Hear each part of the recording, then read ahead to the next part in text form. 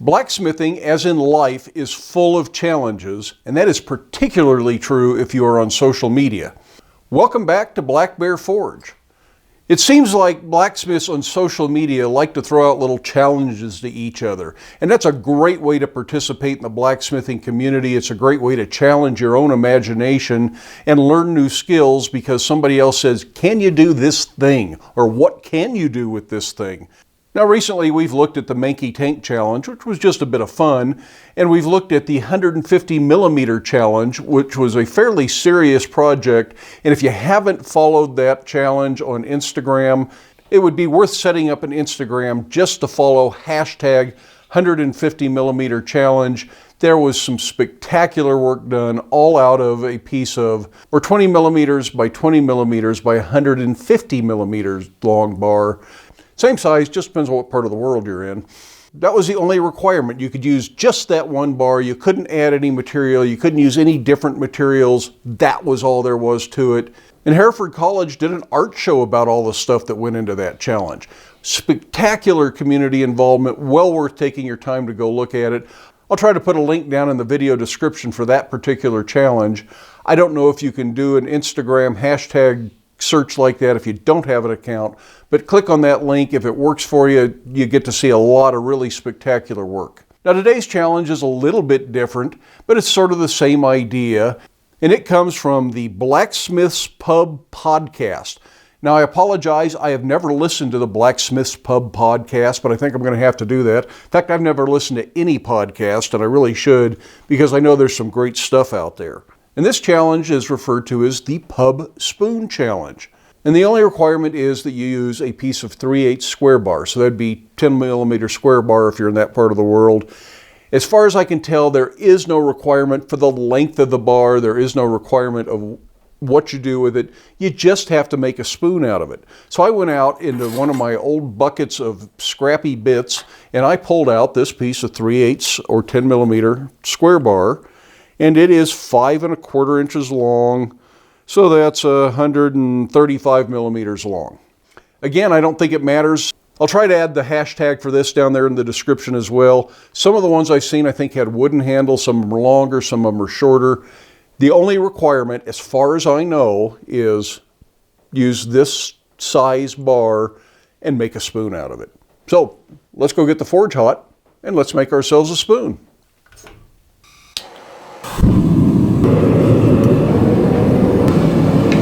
To provide a little bit more mass to make the bowl of the spoon, I'm going to start this by upsetting the end just a little bit.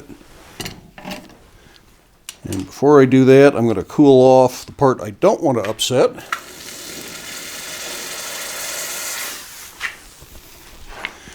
And this will take several because it cools off quite a bit in that process. Or I should say several heats to do this because it cools off so quickly getting it to the slack tub and back. This would probably be a really good thing to just heat the end with a torch. But since not everybody has a torch, we'll do it without this time. Prove that it can be done.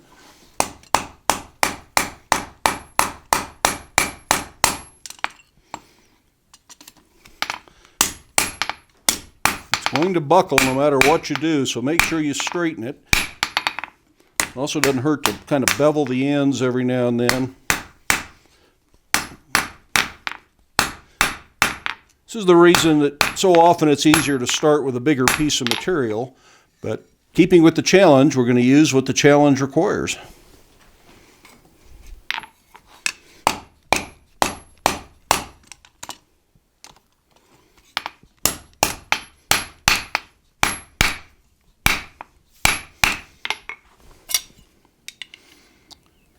So we've come up to about a 1/2 inch square, or about 13 millimeters square.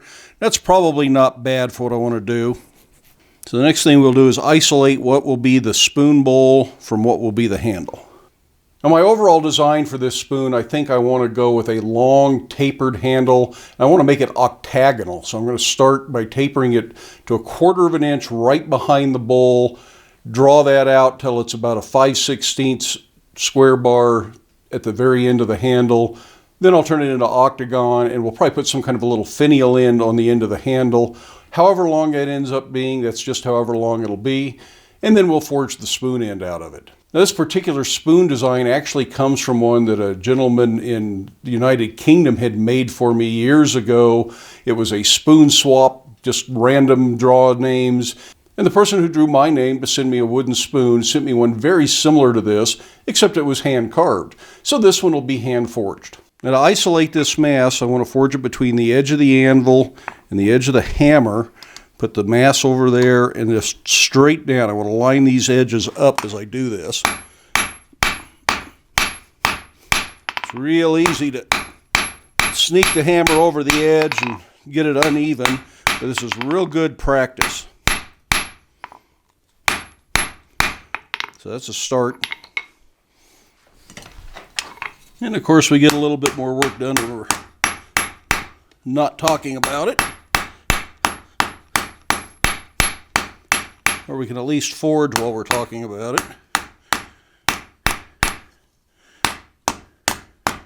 And you could fuller this somehow. Use a smithing magician or a spring fuller. But you don't have to have all those tools to do simple projects if you just learn to use your hammer and anvil to your best advantage. So that's starting to isolate the mass. I'm going to want it a little smaller in the long run, but I think I'll draw it out some more first. Now, unfortunately, I can't reach all the way across the anvil to forge this. My tongs hold it off the edge. But if I go to the hardy hole, that gives me an edge across the hardy hole that I can work to.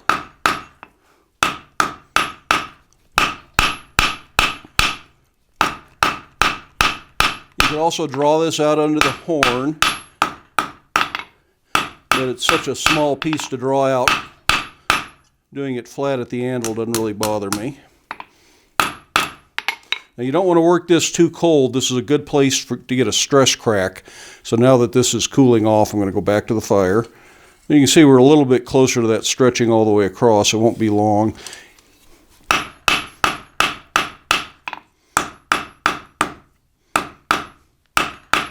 That's about what I want there. So I'm going to start the octagon.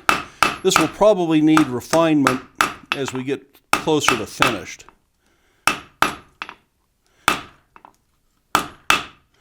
And now this is bumping in here and I can't reach here. So for the next heat, let's just turn it around and then we can hold that from the spoon bowl section. And that makes it pretty easy to draw out at this point.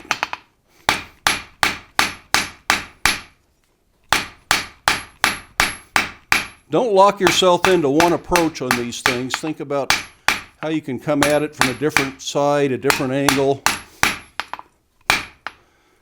And be willing to use the entire surface of your anvil if you need to.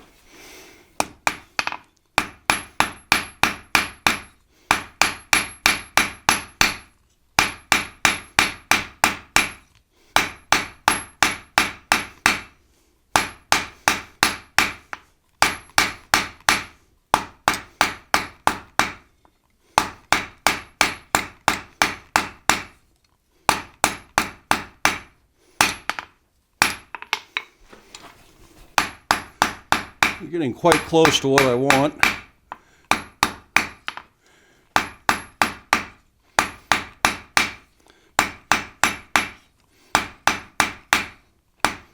Like I say, there'll be some final refinement after the thing's all done. I just want to have it well established what I'm after.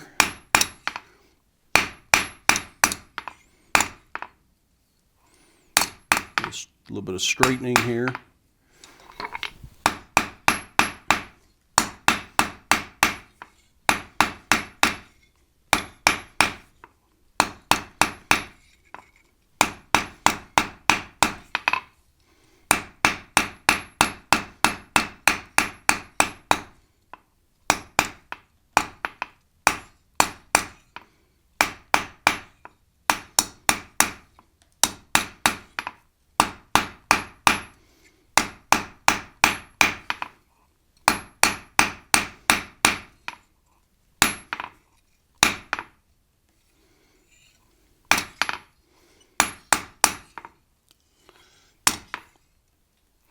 All right, let's turn that around and work on the spoon end.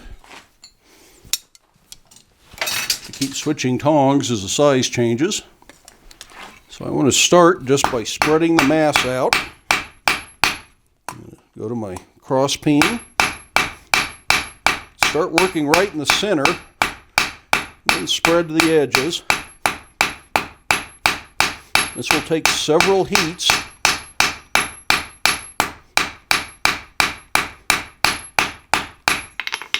That's already starting to be spoon shaped. Now before I get this too thin, I want to round up these corners, and that will help establish a good spoon shape.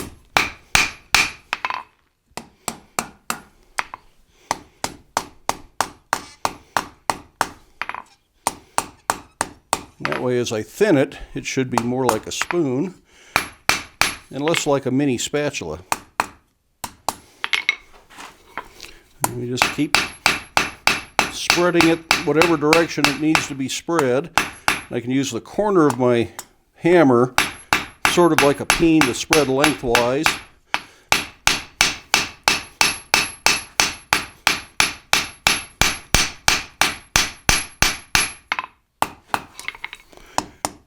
Again, before it gets too thick, do any profile forging. Or excuse me, before it gets too thin, do any profile forging you want to do. You're not going to be able to work on that edge once this is thin enough.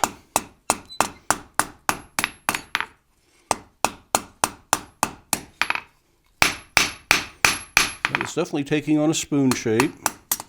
So now this handle is long enough, I can hang that over and still have room for my tongs on the other end. So things are working out quite nicely. And this would be a good place for a little rounding hammer to kind of spread this evenly.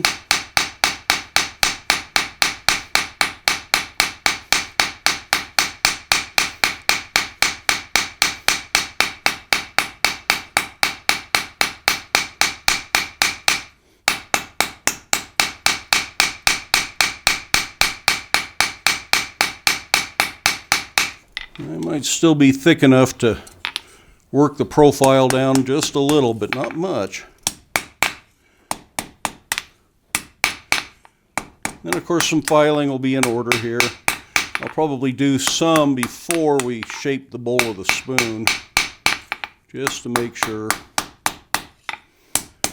Now I want to do all of my work with this rounding hammer from one side, and that'll be the outside of the bowl when we're done, and then leaving the inside smooth from the smoother anvil surface. Smoother your anvil surface is, the better. Mine is not the smoothest. The right side.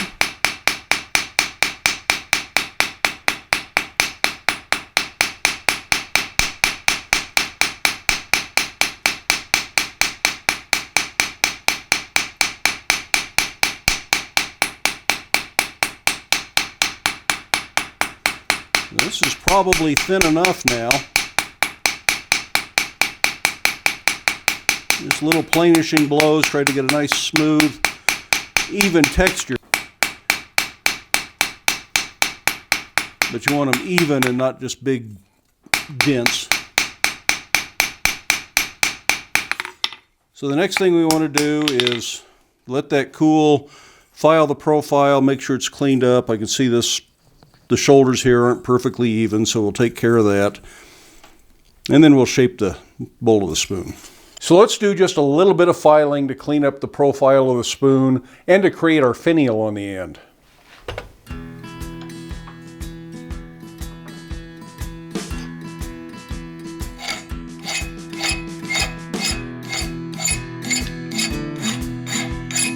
First thing I want to do is just clean up the shoulders and make them even here.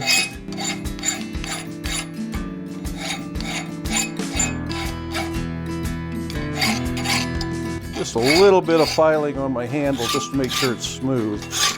What I want to do as little on it as I can get away with.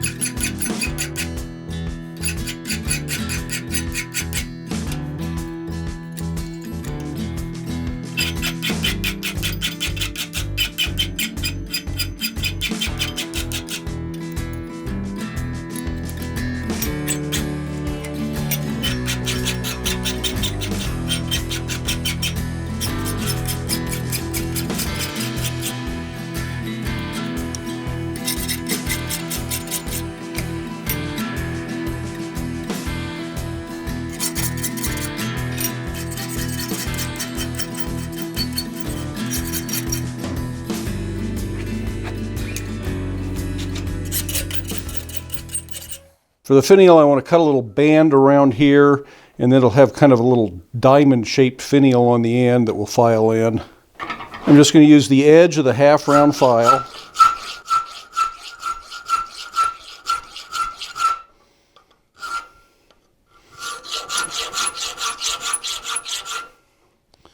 I'm going to follow the octagonal shape.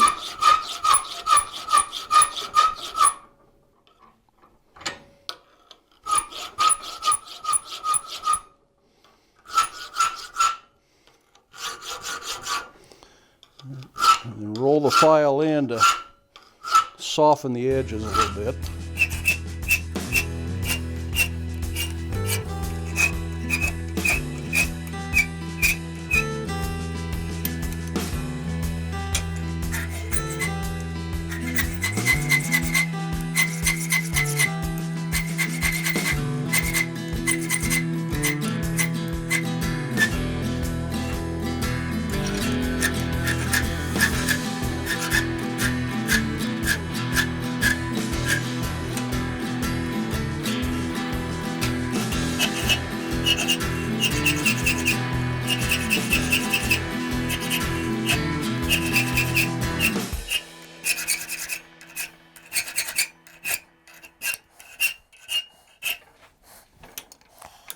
And if you've done everything right, this connects on the last face. If you're off this way, you'll end up with a spiral. And that is not the idea.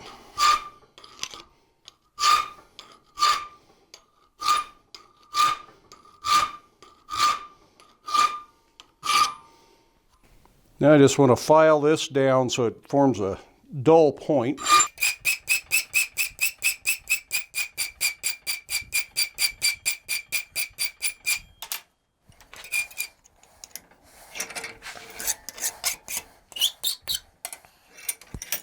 So there is our filed in finial. After we shape the spoon, we might do a little bit more on that, but we'll see. First thing I'll do when we go back to the forge, I think I'll put my touch mark, just the last name. And the ability to use just one of my stamps and not use both components is one of the reasons it's two separate stamps. Because there's just not room on here for both of those the way I usually use them. And then with the rough side down and the smooth side up, I'm just going to come to a wood stump with a little depression worn in it. And a very smooth ball peen hammer. I'm not really trying to create texture, I just want to shape this. I do have two cast iron swedges that have nice spoon forms in them, but just to show that you don't have to have expensive tools.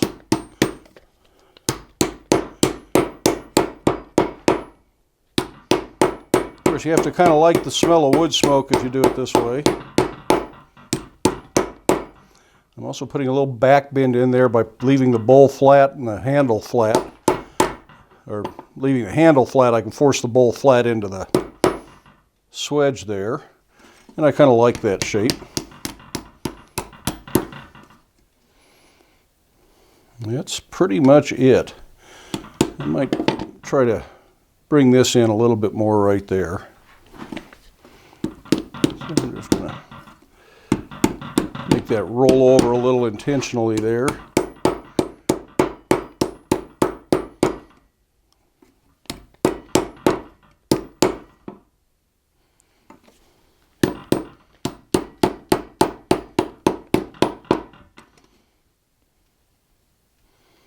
That looks pretty good to me. I think we'll heat it up just real lightly and we'll give it a good wire brushing. Just a little bit more that still needs to be done to this, so don't tune out quite yet.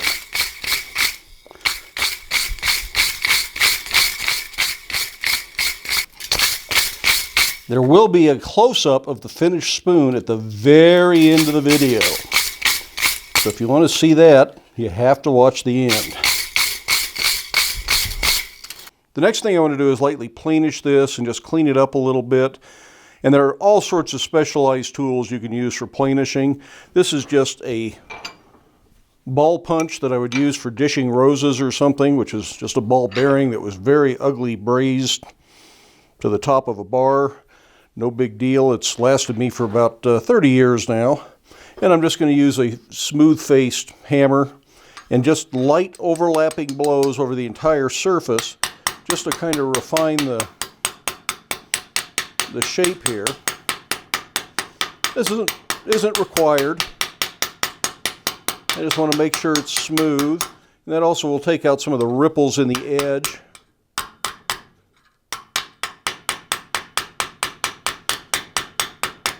They make special planishing hammers if you're really going to do a lot of this. It's a technique you frequently see silversmiths and goldsmiths do. People who do repoussé work do a lot of plenishing. So I'm kind of working the edge to refine that lip of the spoon to make sure it doesn't wobble too much. Then I'll work my way into the middle.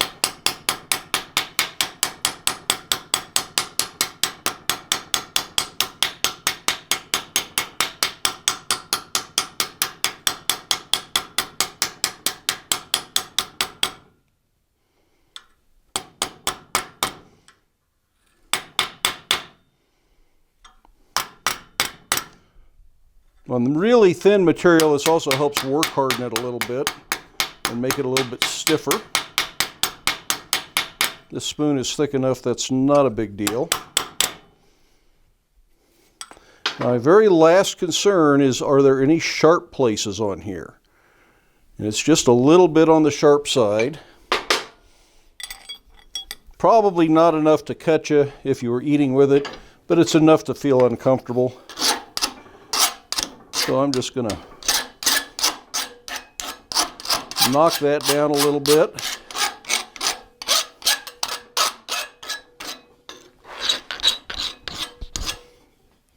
Unless it's supposed to be sharp, don't make it sharp.